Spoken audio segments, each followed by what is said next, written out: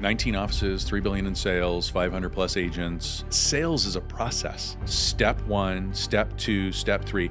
And if you will follow the steps, the close just happens. Don't ever be an objection handler. Be an objection preventer. Let's go. You are speaking my language. Right? Get them out of the way before they can ever come up. What's going on, y'all? This is Eric Cline back with another amazing episode of Refuse to Lose podcast. I got a super special guest on here, and I'm getting ready to meet him for the first time with you. I want to get to know him just like you're getting to know him. But dude, he has separated himself from an industry where there's a lot of people out there in the traditional real estate space. But most of them, you always hear, man, realtors are broke. Brokerages, they don't do a lot of business. This guy is in the top of the top, over $3 billion a year in traditional real estate, in single family and commercial. Todd Conklin. Super excited because the dude's got a story. He's just like you and I. A lot of you think you don't have it in you. You don't have the degree. You don't have the information. Well, this guy's about to drop a ton of knowledge for all of us, including me. So Todd, welcome to the Refuse to Lose, man. Yeah, thanks, dude. I'm super stoked to be here. Yeah, I'm excited to meet you, man. Yeah. We've talked a little bit before the podcast, Yep. and we started chatting. I'm like, wait a minute, we got to get this on the podcast. Yeah. So tell us who you are. Yeah, I'm just a regular dude. Like we were talking about it before when we had our phone call. But look, the great thing about real estate, in any part of real estate, I don't care if you're in wholesale, traditional brokerage, mortgage, it doesn't matter. You don't have much of a barrier to entry. You can get in, and yet we all know that most millionaires are in what space? Real estate. Real estate. Yeah. So it makes perfect sense. Yeah. The problem is that you have this low barrier to entry. And in the traditional real estate brokerage space, they say that 87% of the real estate licensees fail in their first 3 years. Really? And in most of the markets that we're in, that number is actually higher. It's about 91%. What's crazy is that of those people that make it, on average, they earn $47,000 a year. No joke. And nobody ever said, you know what I'm going to do? I'm going to go get a job where I have no hours, no guarantee, no insurance, no benefits, no nothing. I could fail 9 times out of 10, and I'm only going to earn $47,000. So that is not it. Wow. So you are local here to Scottsdale, Phoenix? Yep, Scottsdale. Scottsdale. You did not do a good job at telling them who the hell Todd is, dude. You like literally get on the pedestal for a moment. And this is why. Like, they need to know. 'Cause right before we were talking and we started filming this, you go, man, I was kicked out of high school. I dropped out of high school. Yeah. There's a lot of people that might be their leash or their I don't have it in me. So you stand here today, you have built a massive brokerage firm. Bigger than anybody that I've sat and talked with. How did this all start? You got kicked out of high school. Yeah. What happened next? Yeah, look, I was a druggie. I mean, I don't know what to tell you. I was a drug addict. I spent some time in rehab, and I got kicked out of high school when I was 16 years old. And when I got out of rehab, coming home was not an option. Wow. So I was out on my own, and so you learn work ethic. You learn when you have no options, you'll do whatever it takes. And you know, I can remember. So I grew up in San Diego, and so I had a 1-bedroom apartment at 16 years old with another guy who was 16 and another guy who was 17, and we had all met each other through drugs. Wow. And behind our apartment was a 7-Eleven, and it's where all the Hispanics would show up in the morning to get day labor work. And everybody's like, well, what are you going to do? I'm like, I'm going to go out there with them. So here's this gringo out there, and I'm like, can you do drywall? And I'm like, yeah, I'd never done drywall in my life, right? And you just jump in the back of a truck and you go out and you work all day, and they pay you cash at the end of the day, and you got enough money to eat. And that was the decision that you had to make. It was either that or you didn't eat. Right. And that's not the way I was raised. I was not raised rough and tough. It's not my deal. a little bit of a silver spoon. We didn't have a ton of money, but we didn't want for anything. Right, right. And so that was a total game changer for me. But once you realize that you're on your own, nobody's coming to help you. I think I can't remember who says that, but nobody's coming. Well, nobody came. Nobody was coming. I was on my own, and I just went out and I got a job. And once I earned enough money, I could buy some clothes that were presentable. Yeah. Well, then I could get a better job and a better job. And when I landed in sales is when everything changed. At how old? I think my first sales job was at probably 17, 18, right in there. Got it. 17, 18. Yeah. And what was crazy to me is prior to that, I had a job as a receptionist, right? Mm-hmm. And even as a kid, I had a decent voice. I sounded older than I looked. Yeah. And it made me so mad because I was working my ass off, and there were other people that were like, on smoke break and coffee break, and they were making more money than me. I'm like, this is nonsense. Just because of my age, just because of the position I have, this is crap. And so somebody told me, well, if that makes you mad, just go get in sales. You eat what you kill. And I'm like, well, what does that mean? Yeah.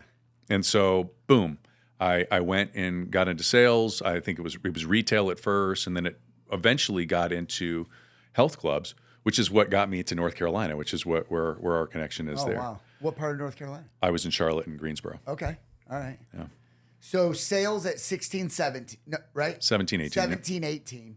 Dude, I'm so glad you told the beginning part of your story.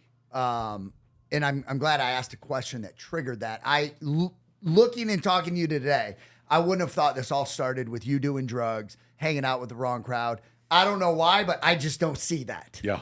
I guess that's years of separating yourself and from it was that. before when ink was like the thing that you did. So it's funny.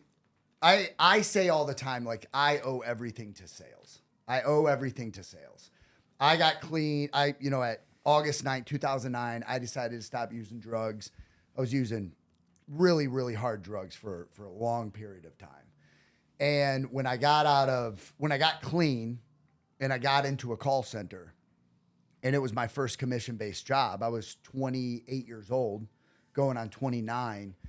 And it was the first time I saw people that looked like me, walk like me, talk like me. Some of them had tattoos, and I was like, man, if they can do it, I can do it. It was the first glimpse of like, if they can do it, I can do it. If they can do it, I can do it. And sales has given me the confidence to get in front of people. It's given me obviously I made a good amount of money doing it. It's given me the opportunity. Sales has given me the opportunity to sit and talk to people like you. Right. Like, I owe so much to sales. And it's the one industry that I think if people just gave it a shot, like, there's so much that can happen in the sales world, whether it's the traditional wholesale, there's so many industries out there. But to get back to, and I know you don't want to talk about your brokerage a lot, so I'm not going to. Yeah. Well, we can spend a little bit of time. Yeah.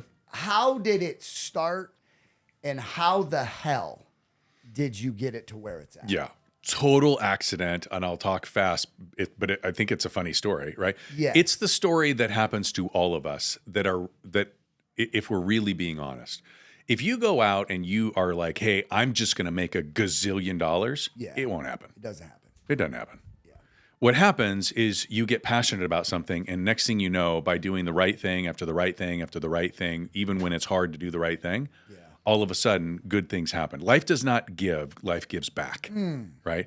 And so what happened was in 2006, I had a friend of mine who was moving into the area that I was a real estate agent, and he was wronged, right? The job that he had was taken away from him, even though he was moving his family up, and it made me mad. And so I went out and I started a brokerage. Now, I started the brokerage officially 2 days after my first child was born. Okay. And You're how old at that time? I'm 32, let's call it. Okay. No, that's not true. I'm 39. When you started your brokerage? Yeah, Okay. 39. Yeah. So like, I think most people would be like, "Oh, that's too late. Like, you're never going to do That's it." right. Yeah. Most people would be like, I'm too old to do something. No, that's no such thing. I'm 55 now, and I would start over right this second. In fact, I just did. Yeah, right? yeah, we'll talk about which that. we'll talk about. But there were two of us in the basement of the house, and I can remember, like, we were separated by a Jack and Jill bathroom between my son, baby, 2 days old, and us making phone calls and schlepping real estate. And then when the Great Recession hit, instead of looking at it and saying, oh my gosh, aren't we so stupid? We're screwed. It's over. I looked at it and went, I know what my P&L says, and it's not pretty. If it's me and that P&L looks like that, I wonder how many of me's are there out there. And so I started picking up the phone and I used sales to just simply call people. I cold called hundreds of brokerages and said, how's it going? What are you doing? Is there anything I can do? Can we connect? Would you ever consider? And next thing you knew, I bought one, and then two, and then three, and then it just kept growing and growing and growing until next thing you knew, we had a massive company that had centralized services that was able to provide a level of service to the agent and therefore the customer that only companies in major markets could do. Really? And we were in these really teeny resort markets in Sun Valley, Idaho, and Telluride, and Vail, and Steamboat, all places where very wealthy people like to go. Of course. But the markets are crazy up and down, and so as a result, you could never build a company in one market that had the right level of technology and support to best serve those customers. But we did.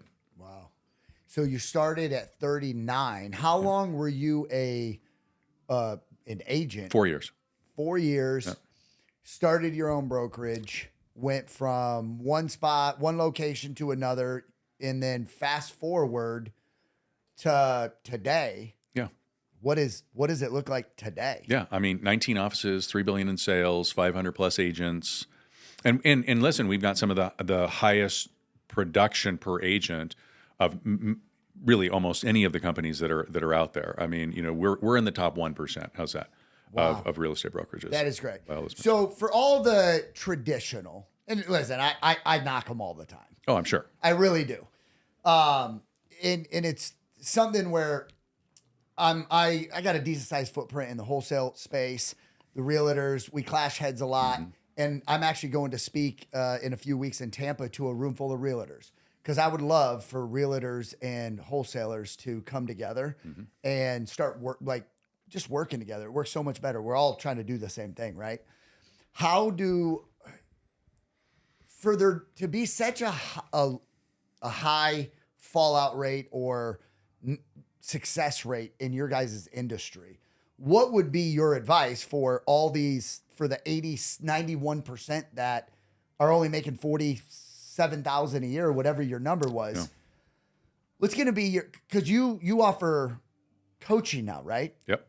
Right. Which if you aren't being coached by the man that built a $3 billion a year company, you got the wrong coach. Like, what's the gap, man? Well, I think the gap is a couple of things. Number one, a lot of people go out and they find a brokerage to work with, and they ask the wrong questions, right? The first question that you should be asking is, what are you going to do to make sure that I'm successful?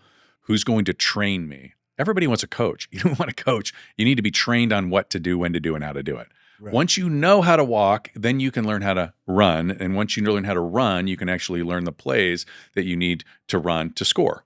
Right? But you got to be trained first. So that would be the first question that I would ask. Okay. Second would be you gotta align yourself with somebody who's going to tell you the truth. In our world, we say the greatest form of love that you can ever give anybody is the truth. And the truth hurts. And a lot of times people won't tell you the truth, not because they're afraid of hurting you, but because they don't want to feel the discomfort themselves. And so you got to get around people who have the courage to actually be honest with you. Yeah. Because if you knew that 90% of the people weren't going to make it, you'd do everything you could to identify what the 90% do, reverse engineer not to do any of those things, and you'd get real focused on what the 10% do, and you would learn all the skills necessary to be able to do that. And that's what a coaching company, what a training company does, and that's what our company, Sales Warrior, is all about. So you've been an entrepreneur for a long time. Yeah. And you've just here recently decided to say, hey, I've gotten a proven track record. My resume speaks for itself. I'm going to go and help others. Yeah. What made you at this point in your career say, I want to go help others? I kind of call it my passion project, right? If you look back at my success in my career, my success in my career and building and scaling this business has been because my passion was around helping others. You don't build a $3 billion brokerage by not helping to develop other people and change their lives. Right. And if you can focus on changing the lives of others, that's amazing. Well, I get to change the lives of 500 people. I wonder what it would look like if it was 500,000. Wow. And so now all of a sudden you go, oh, well, wait a minute. What would that look like? So I called this whole thing my passion project. But look, in the real estate brokerage space, most of the brokerages are models that are really focused on how do we charge the agent the least amount of money. And when you have no value, that's exactly what you should do. Mm-hmm. You should charge the least amount of money. But if I can give you a return on your investment, you would scrape up as many dollars to invest in me so that you can have the return, right? Yeah. 100%. 100%. Well, there's so many brokerages that don't have that ability. They don't have that capability. They don't have that skill set. They don't have that goal, that plan, none of it. Yeah. So as a result, we can do it for them. And that's why our focus really is, hey, if you are looking to scale, so you're a brand new agent and you want to launch, the hardest thing you'll ever do is to get to $100,000. That is literally the hardest step of being a real estate professional. To make $100,000 a year. To break the six-figure mark is the hardest thing you will ever do. Really? Going from 100,000 to 500,000, easy. Cake. Yeah. It's math. Yeah. Right? Yeah. No problem. Yeah. Going from 500 to seven figures is another big lift. Still not as hard as the first one. Right. But you've got to be around somebody that's done it. Right? So think about how many people are in your space or any of the spaces, and they're like, oh, yeah, I can teach you. And you're like, well, show me what you've done. Oh, don't worry about that. I stayed at a Holiday Inn Express last night. Mm-hmm. That's preposterous, right? Like, that's not the deal. You want somebody who's done it, that they can prove that they've done it. Yes. And I've done it hundreds of times. Right. So you go and is like your target audience to go and help these other brokerages? Or do you like doing one-to-one agent? Yeah, so or it's all both. The above. Yeah, it's both. So I have two sides. I help develop leaders and I help them grow and scale their businesses, their brokerages. Yeah. And then I work with agents individually in group and one-on-one settings. But we have three different sort of barriers, right? You've got the group that's trying to launch. And then you've got the group that's launched. They got over the six figures, but now they really need to know how to get to mid six figures. Yeah. And then you have the group that want to get to 2 commas. Let me ask you this: as long as you've been in the industry and with the success that you've had, you obviously know the importance of building leaders, right? You've said it multiple times since we've been on this podcast. Do you see, now that you've stepped in and you're looking at other businesses outside of yours, how a lot of companies out there don't focus on building their team? They don't focus on training. It's like they forget where people are at.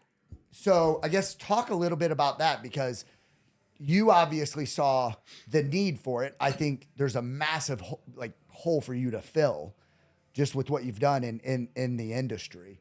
So I guess talk about that with companies where like training and building leaders is everything. It's everything. In my world, it's everything, which is why I'm doing what I'm doing now, because you learn fairly early on. You know what's interesting? So I have 3 sons. My oldest is 18. When you have especially a son, you know that your job now is not, look, you got to keep them alive. We do trimesters. First 6 years, keep them alive. Second 6 years is about teaching them right and wrong. And then the next 6 years is coaching them to be the greatest man that they possibly can be, so that when they go out into the world, they're armed with the right mindset, heart set, and skill set to be able to continue to grow, right? So that was my job as a father. Well, if I'm leading a company, and I don't mean this in a condescending way, if you work in my organization, you're my kid. I owe that to you. Morally, I have that obligation to you. Yeah. And so if you will approach your world that way, you'll learn very quickly. Okay, so I have to do it, right? I got to learn it, then I got to do it, and then I got to teach it. Yep. And if I teach enough people all of the things that I know, what I'm doing is I'm building great leaders. aren't we all leaders? Like whether, 100%. I mean, you're leading yourself, you're leading somebody that's watching you. You may not even know that you're Eyeballs leading. are on you. They're on you. Yeah. When you go home, when you're in your community, when you're at church, you are a leader no matter what. And what we're doing is we're building great men and women that can go out and have an impact so that they can say, hey, look, I changed my life, right? Your date. I changed my life. If I can do it, you can do it. This is how I did it. And then, boom, that just spiders out into the world. Yeah. It's when you said, you made a comment, the truth hurts. And you're talking about being a father. And I have my Kai. And he was 11 years old. He just turned 12. And for his whole life, I've lied to him. And my son's always been overweight. And I used to always look at him and be like, buddy, you're so strong. You got muscles. You got this. And I would literally look at my son in the eyes and say this to him. And for years, I was lying to him. And I believed my own lie. Because I didn't want to hurt his feelings. As a father, right? You don't want to hurt your kids' feelings. You protect them with everything you have. And I was his biggest issue. And at 11 years old, he was obese. You know, he didn't have a neck. Didn't sleep well. And I had come out here, and you and I met you're in the Brotherhood, right? Mm-hmm. Okay. So I came out here. And Andy, which is my coach, he saw my son for the first time, and me and Kai were arguing as we were, doing a workout that Andy had his eyeballs on us. You don't know who's watching. That's right. And he had come up to me afterwards, and he was like, man, you need to let me talk to your son. And I was like, what are you talking about, dude? First time ever having interaction with Andy. And he went and he brought Kai in a closed room, just him and my son. Me and Andy had never really had any conversation yet. Oh, God. And I'm like, damn, dude. It made me feel a little uncomfortable. Mm-hmm. And Kai and him had come out.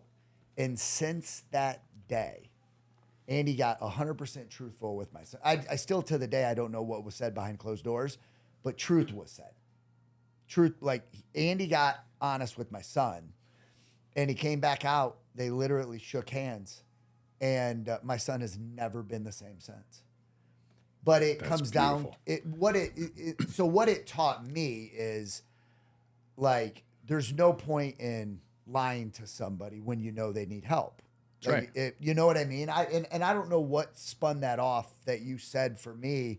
Maybe it was you talking about you being a father, and there's these segments in our kids' lives where, this is our job at this point. And I went 11 years with lying to my son, and it got him to where, like, he was not in a good spot at 11 years old. One conversation with one person that you put in his life, whether you knew God's plan or not, right, changed everything. And now he'll spend an entire lifetime different because of that. He's asking me to go to the gym now. That's what it's all about. That's changing lives, and that only happens in truth. Yeah. Can I tie this back to something? Because Please. I know we both work with people who are entrepreneurial in spirit. Yes. Sales is critical skill. Yes. Often, and you and I are type A drivers, that kind of stuff. I just want to be perfectly clear with everybody. You don't have to be extroverted to be in sales. You don't have to be extroverted. You don't have to be a type A. You don't have to be a driver personality to win in this business. Yeah. There is a place for every single type of person. What you need is to have somebody who will tell you the truth about what needs to happen. And then you can make the decision as to whether or not you're going to do it. I tell people, like, when I was a kid, I was raised that kids were to be seen, not heard. Yep. We were very strict, okay? And so I was introverted. Like, I didn't have much to say. Yeah. But what happened when I got kicked out of the house was that being introverted would have kept me from going and getting a job and doing whatever needed to happen in order for me to eat. Yeah. And so I changed. I did too. I had to make that decision, that conscious decision that, this is not serving me, so I'm going to change. Yeah. But my truth was thrust upon me. We don't want our kids to ever have to go through that. So our jobs with our kids or anybody out there in podcast land that's watching is I don't care whether or not you're shy or not.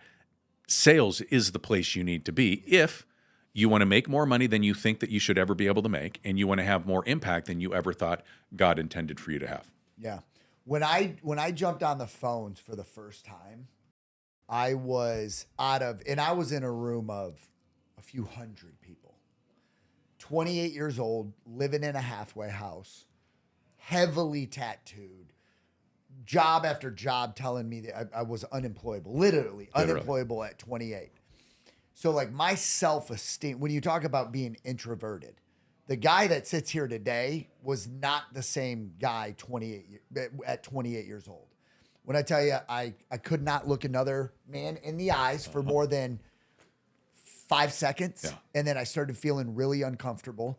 I walked around with my head down all the time. My self-esteem was at an all-time low. So like for you to, like, I agree with you. You can, wherever you're at, like, I believe that sales isn't something you're born with. No. Right? Do you believe that? 1,000%. Okay. Just so everyone knows, this is a skill that is 100% learned. Now, there are slick talkers.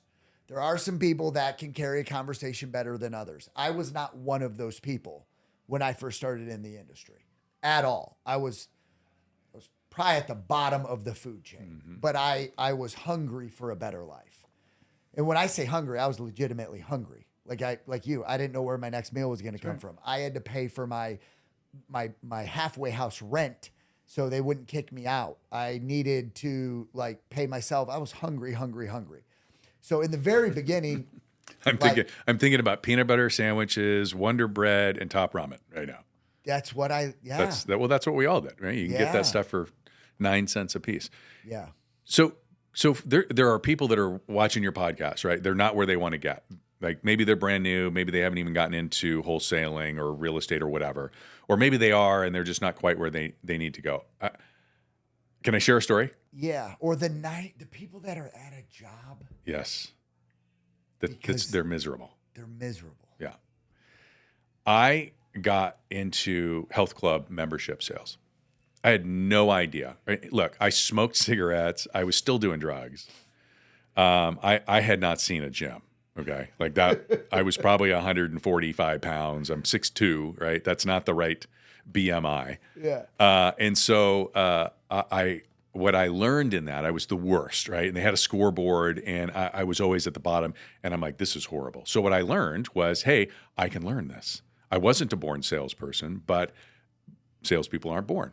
They're made. Yes. And so I went out and just said, the hell with this. I'm going to learn everything. What I learned is that sales is a process and you can learn the process. It is literally step 1, step 2, step 3. And if you will follow the steps, step by step by step, and you will get really, really good at delivering on each of those steps, the close just happens. And that's when it clicked. And there was a time, and I can remember somebody telling me, they're like, look, when you bring people in, because we would make phone calls and say, Eric, you want a free 2-week membership? Let me set up an appointment. You'd come in, I'd tour you around, and I would try to sell you a membership. And I can remember one of the top salespeople was like, hey, whatever you do not bring multiple people. Yeah. Okay, because that's a kiss of death. Yeah. Because what happens is one person brings up an objection that the other ones didn't know, and so then they all have it. Well, what I learned was that don't ever be an objection handler, be an objection preventer. Let's go. You are speaking my language. Right? So there's only so many objections. There's probably 5 or 6 in every industry Yes. that everybody's going to ask at some point. So just answer them before they become objections. Get them out of the way before they can ever come up, or at least get the answers to help you combat it. Right, you're done, right? And God, so you're speaking my I would have 5 or 6 people. So what I would do is I would double book myself, right? So I would call and I'd say, Eric, so you won this thing, but dude, it's the weirdest thing. You actually have 3 of them. So you can bring 2 buddies and you guys can work out together for free. Yeah. So what are their names? And okay, great. And then I double book myself. So I'd have 5 or 6 people that would show up. I would take them around. I'd follow my process. And then I wouldn't sell one membership every half hour. I would sell 3, 4, 5, or 6 memberships every half hour. And I kicked everybody's ass. I kicked them so bad that they literally take you off the board because they don't want to humiliate everybody else, right? And so now all of a sudden everybody's playing for second. My point to the story is that what you're teaching, Yes. in your coaching, in your training, and in your events, and what I'm teaching in my stuff is exactly what to do, when to do it, and how to do it to be a salesperson, regardless of your personality type, regardless of your experience, whether you're brand new or you've got years and years of experience. This stuff works. So with you having a $3 billion, I'm so glad you brought up a sales process. You started saying how many, I don't know if you went through all the numbers because I teach a 5-step sales process. 5 steps. You master my 5 steps, you're going to whoop the competition's ass, especially in the wholesale industry.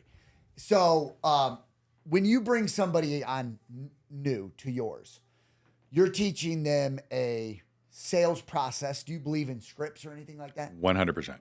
I love it, dude. Yeah. Nice. Oh, we all have a script. Yeah. So I guess for somebody just getting started, talk about, and I know you were explaining the importance of that, but I don't think they understand. Someone like me, I could barely put a sentence together at 28 years old. Scripts saved my life in the sales game. And a very well articulated script can be put together where it doesn't sound robotic. And then once you understand, I always ask people, what's your favorite movie? They say their movie, and I'm like, all right, well, who's your favorite actor in that movie? Boom. They had a script before they ever said action. Did it sound like they were reading it? Hell no, it didn't, because they studied their craft. Cool. So scripts, like for somebody that's just getting started, having a sales process, having a script, talk about the importance of that, because if it's done properly, it means as long as you can read, you should be able to get into sales. Yeah. Well, I'll one up. Can we give him a book, the Lethal Scripts? So I'll get you a free link to our lethal scripts for the sales warrior. You can put it in your deal. And you have, I wrote them out. Believer in scripts. scripts. Oh, dude, I'm 100%. I've got a script for everything you can possibly think of. So I came into this wholesale industry and I had a 13-page script. And everybody, all the coaches were like, this dude's out of his mind. There was a 1.5 page boilerplate script the whole industry was using. Right. And I was like, all right, I'm going to bring my script, 13-page script. I just started blasting it everywhere. And I could tell like who had never built a team. I could tell if they were a solopreneur doing it out of their bedroom, but they branded themselves and they started coaching people. Well, my script has literally revolutionized this wholesale industry. It's 13 pages. I could make it 40 if I wanted, but so you script everything out. Absolutely. I love that. Look, this is not just in sales. This is in building and scaling a company, right? So from a leadership perspective, we have what we call proven process. So and it's capital P, not little p. They are proven processes for every piece of building a company, scaling a company, running it, and it goes all the way through everything that we do. Wow. And that's just a different way of saying this is the script, the how-to, step by step to get what you need. Yeah, 100%. So I've got that book, and I'll give your people that for free. That is awesome. So what's your plans for? Obviously, you have done really, really freaking well in the real estate world. You now have your passion project, which I believe the industry needs. Stepping into the coaching space, I've been an entrepreneur for 14 years. After 14 years of being able to build multiple successful companies, I thought I had the credentials to go and start helping people do the same thing. Yep. My resume, I have a proven resume. And so for you, like, what's your ultimate goal? Because you don't have to do this. No. You don't have to do this. And the only way you are doing it is there's something in your heart telling you, I have to do it. I have to do this. What's the ultimate goal or why? Well, so the easy answer is I want to change lives. And every life that gets changed is a result of something that we have done to or for somebody Yeah. lights me on fire. Yeah. Like I get up hungry, I go to bed tired. I feel like I am a brand new entrepreneur all over again. Yeah. Okay. And that's in all kinds of different areas. But I have demonstrated already, right? That we talked earlier. There's lots of people that will tell you that we call it illustration versus demonstration. Lots of people that will illustrate and tell you how great they are. I don't have to. All I have to do is say, hey, this is what I did. If you like what I've done and you would like a piece of what I've done, you should maybe come alongside, right? And look, I'm 55 years old. Okay, I look the way I look. In great shape. I have a great spiritual life. I'm married 20 years, and my wife loves the shit out of me. And I've got a great business. So those are our four foundations, right? Faith, family, fitness, and finance. If that's important to somebody, then I'm probably a good person to follow, right? Success leaves clues. All you have to do is R&D from the people that have done it. Yeah. So that's the easy part. What I want to do, I believe that we are people to have the greatest amount of influence in the real estate industry of anybody. I know that what we're teaching is completely different and demonstrated to build great salespeople. Yeah. And I think we should just do it for everybody. Yeah. There are 3 million real estate licensees in the United States of America. Right and active. 3 million. Okay. Really? Then 500,000 of them in 2024 took and sold a listing. Wow. That's 2.5 million people that are just starving. And then let's be honest, of the 500,000, if you only did one transaction, you qualified to be that 25,000 or Right. 500,000. Yeah. They're starving too. So you said what were the F's? It was faith, family, fitness, and finance.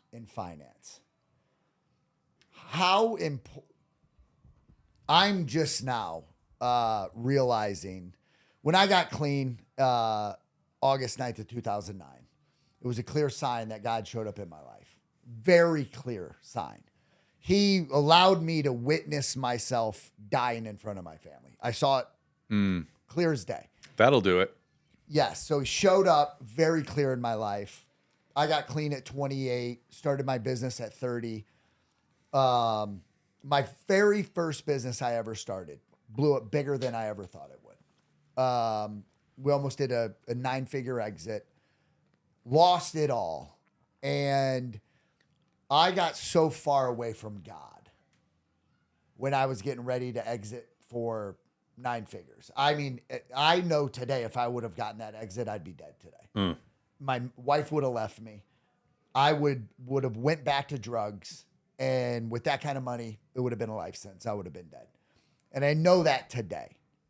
I for years, I was poor me for losing that exit. And I thank God today. I did not get a hold of that kind of money. And I went from, knowing God got me clean. God put me in these situations, all this stuff he did for me. And then at some point in my life, I started beating my own chest, thinking I did it all. And I got a reality, there's these moments in my life where God has shown up so clear. And when I lost my exit, it was God showing up saying, you ain't ready for this, buddy. You ain't ready for this. You thought you were, not now. And I've realized when that happened to me and my wife, thank God, she loves till death do us part. She stuck by my side. I was just a maniac. I was a maniac. I was clean, but living dirty. And I, again, got a reality check from God. Not that you're going to die, but dude, you're out of control. There's a point that I'm trying to make and then today, thank God, God has not given up on me. And I post that all the time. Thank you, God, for not giving up on me. Yeah. Me and my wife are closer than we've ever been right now. We're closer to God than we've ever been right now. For me personally, my wife's on a mission by herself. That's amazing. How important are the other parts of the faith, the fitness, that people don't? I feel like they they don't think they're important. Yeah, I mean, I put them in that order. Faith. Yeah, I always tell people, like, I pity the man or woman that has to compete with me because I have an unfair advantage. Massive. And I can point to different places in my life and in my growth where God literally did things for me. Like those relationships, you're like, man, I'm so bummed that I lost that relationship, or I lost that deal, or I didn't get that deal, or whatever. And then you find out later, you're like, thank God I didn't get that. So, I mean, God has protected me my entire life, delivered me from the things that I thought I absolutely had to have to be successful. So I do. I pity the person that is going to compete with me because I literally have God on my side. Next for me is obviously the family piece. And I've made the mistake. I tell people you got to take them with you. Yeah. And everybody's like, what does that mean? And I'm like, look, and if you're going to go out and build anything of any consequence, okay, it's not 9 to 5. Sorry. It's not. Those are shift worker hours. That was for something completely different. It was very important, impactful in our country's evolution about 100 years ago. Okay, but not today. That is get by.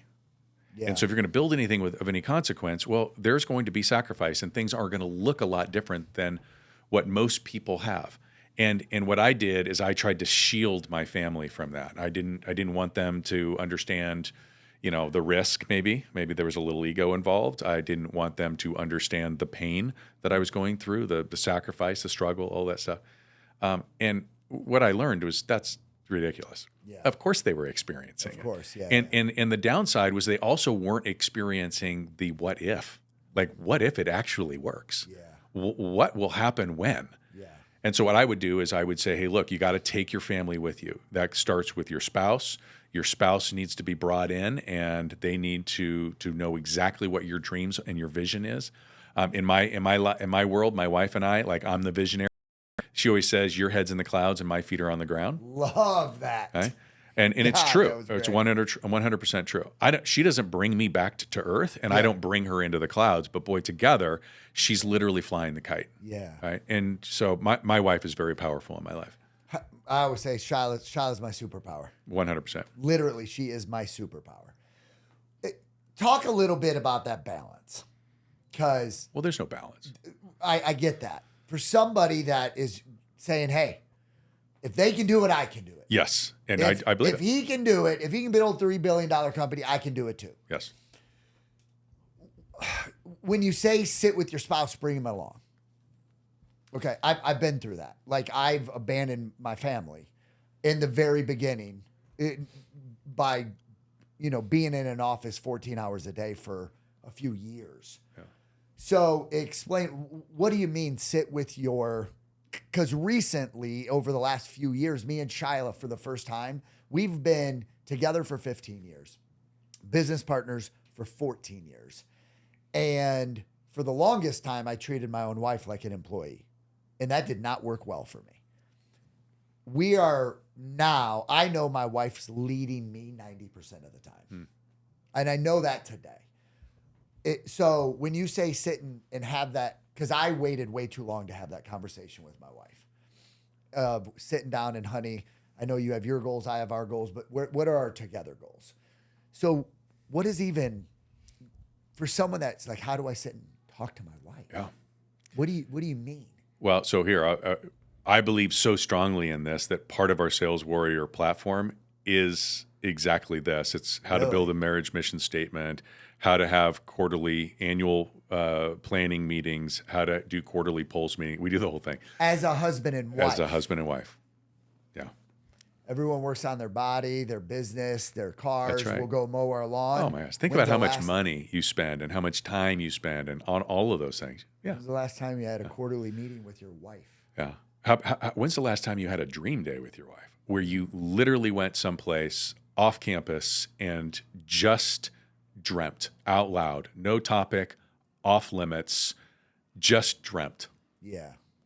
Listen, for most, especially if you're a visionary and you're married to somebody who's not a visionary, your spouse may have never dreamt like that or ever been free to express him or herself the way that you just do all the time. Imagine how powerful that could be for them. What's crazy about that is that once you unleash the beast in them, well, guess what? Speed of the leader, speed of the pack.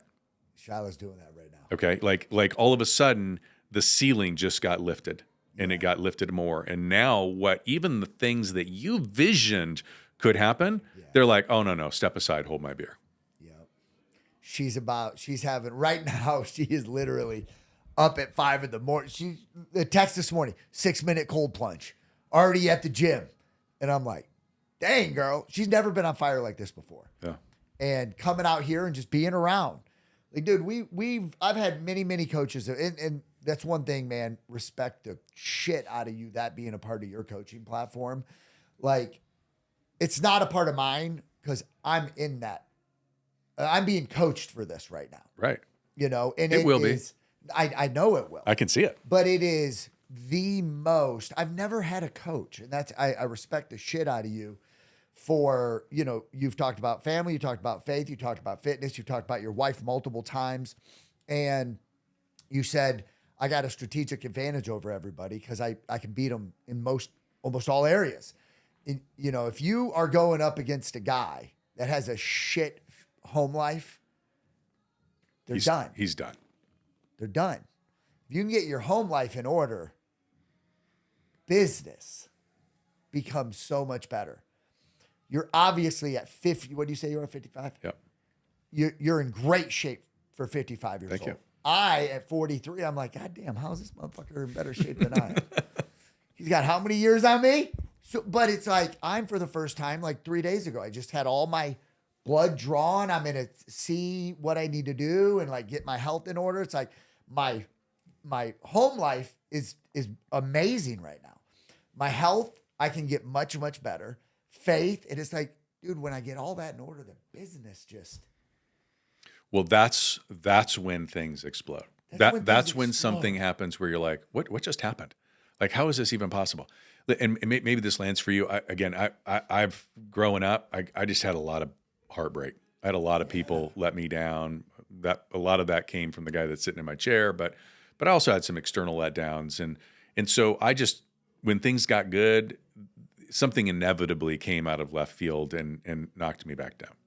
And so when you get these things humming along and you're really growing in all ways, now all of a sudden, explosion. It's explosive growth. And that's really what happened with us. Like, we just explosively grew. And the more we were leading in integrity, the more people were like, well, they're different. There's a different light in them. There's a different passion in them. There's a different level of energy. I like that. I think I might.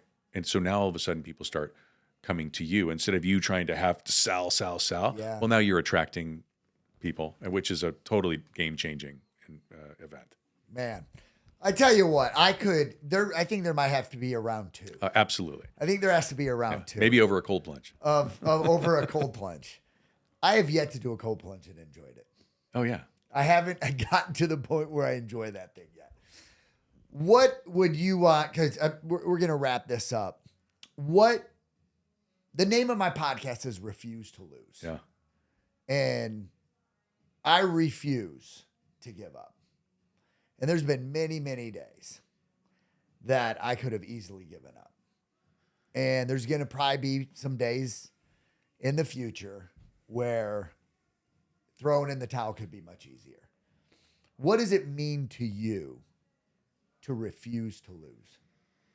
Well, first of all, that is an absolute perfect name for it. Well, I would say this. How do I want to answer that?